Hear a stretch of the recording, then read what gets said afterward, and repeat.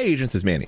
There are a few different ways to run the raid, so in this video I'll show you how to solo the control room during boss 2 fight in Iron Horse. I'll give you my build, then cover the entire fight. If you do the boss differently, let me know in the comments below. I'm always interested in how other people complete things. Before we start, if you're new to the channel, please hit the subscribe button and ding that notification bell so you know when there's new videos. And if you're looking for someone to game with, you can find me and other players in the Militia Discord server. The link is in the description below.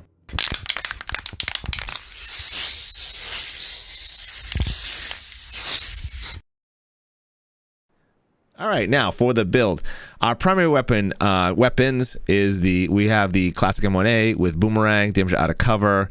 On here, I'm going headshot damage of 45% damage, plus 5 rounds, and crit hit damage. I don't actually use this weapon in this fight. Now, I could use it on the boss, but I don't. I end up using my secondary, which is basically my primary, is my FAMAS, with damage out of cover as my secondary attribute. Fast hands as my talent. Doesn't make a lot of difference when you're killing Chungus because you don't really go through a whole round, but when you're fighting the boss, it does. Now, I do have an 8x scope on this. Mainly, I have this because this is how I run my focus build. I didn't switch the sight out, so we could switch the sight out, which might help. Go for crit hit chance mod. So instead, we got the underbarrels crit hit chance, the muzzle brake crit hit chance, and then we have a 20 round mag on this. For the pistol, now, it's a little bugged out. There it is. So I'm using Regulus. Regulus is the highest damage pistol there is, so that's why I'm using it. 648 damage. You can see here with Liberty is 540 and the D50 is 508. So in that order, if you don't have the Regulus, use a Liberty. If you don't have the Liberty, you should have the D50. But you should at least have a Liberty because this is a freebie to get. So you want to use the highest damage pistol you have. And then for the rest of the gear, so basically this is a red build, so we go on Province Mask, weapon damage, crit hit chance, crit hit damage, and a crit hit chance mod. I gotta hit that 60% crit hit chance, so that's why I'm going with all the crit hit chance. And you see I'm going the named Province backpack called the Gift for perfect vigilance. So once again, weapon damage, crit hit chance, and a crit hit chance mod. And the last piece of Province is the Sacrifice, which is the chest. So I have weapon damage. This has headshot damage. I actually use this as crit hit chance would probably be better here, and I can switch one of my mods out. But I have headshot damage, crit hit chance. I use this in a sniper build, so that's why it has headshot damage. It'd be nice to have another one with crit hit chance on it. So you get 3-piece Province bonuses with headshot damage, crit hit chance, and crit hit damage. For the gloves, we obviously have the Contractor's gloves with crit hit damage as an attribute.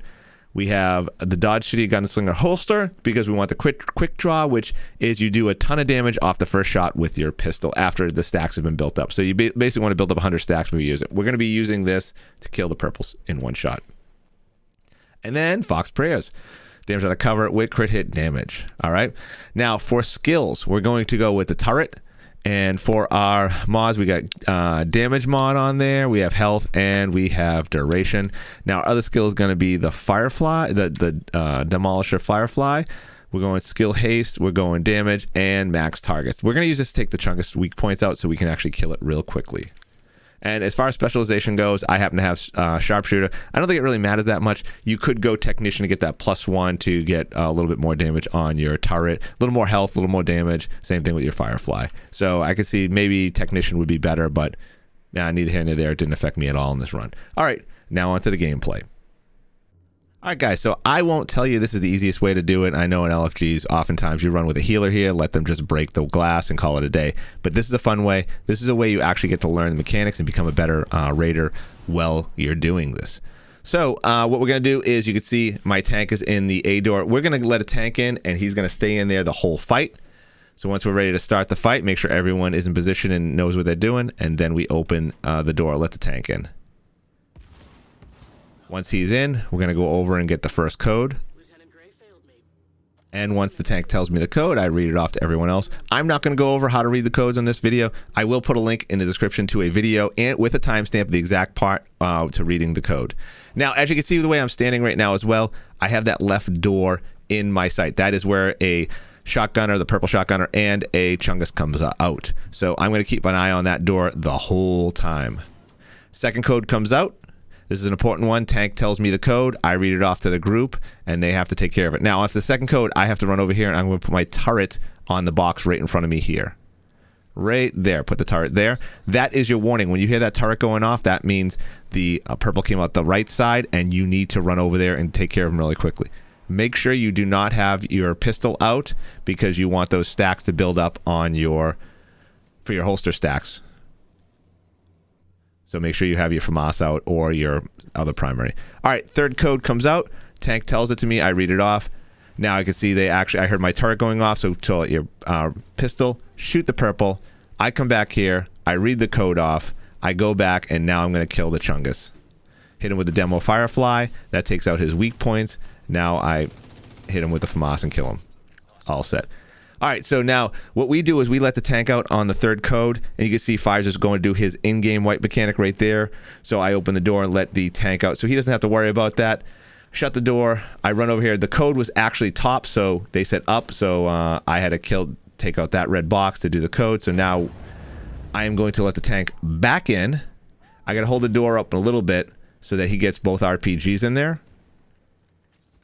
And I saw that on the left-hand side, in my peripherals, I saw him, so I shoot that purple guy, get our demo out, take care of the Chungus, FAMAS, shoot the Chungus.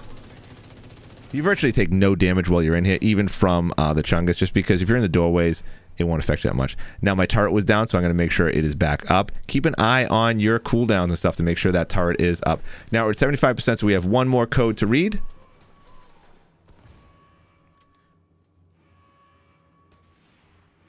Now the actual full wipe mechanic's going off. All right, next code's up. Tank's going to tell me that.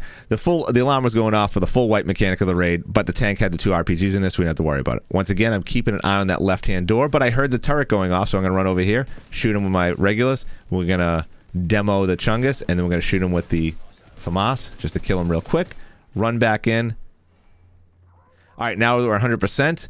It's time to move the Crucible. But first, what we do is we let 2 guys in. We let a healer in and a DPS into the Foundry with the tank. Their job is to heal everyone in there and to shoot the, obviously DPS is to shoot the weak points, the locks. So that's 1. Second move.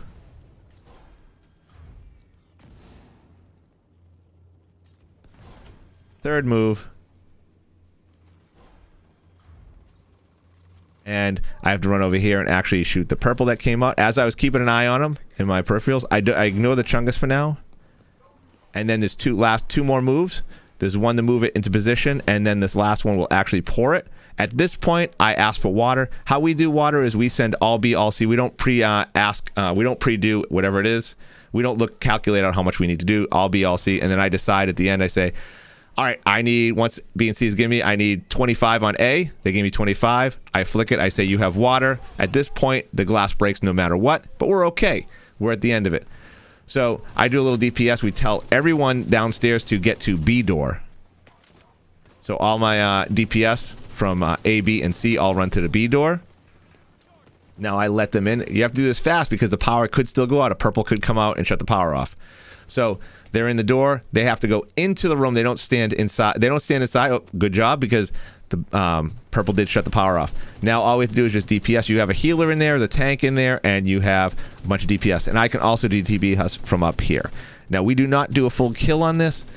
We actually purposely wipe once we show that we can do the kill, because the idea is to have other people run this as well and learn how to do the mechanics. So we often do learning runs like this where we purposely get Pfizer down to about half health, and then we purposely wipe and reset so we try it again. And that's all there is to soloing the control room. You don't need anyone up there helping you to kill ads. All right? So, as always, I hope you enjoyed this video and found it helpful. If you did, please hit that like button below and leave a comment if you have any questions. I'll do my best to answer them. If you'd like to see more content like this, then smash the subscribe button. And you can also follow me on Twitch at twitch.tv/Maniocrity, where I stream Friday, Saturday, and Sunday evening starting at 10 p.m. Eastern Standard Time, where I'd be happy to answer any questions live on stream. Until next time, agents, happy hunting.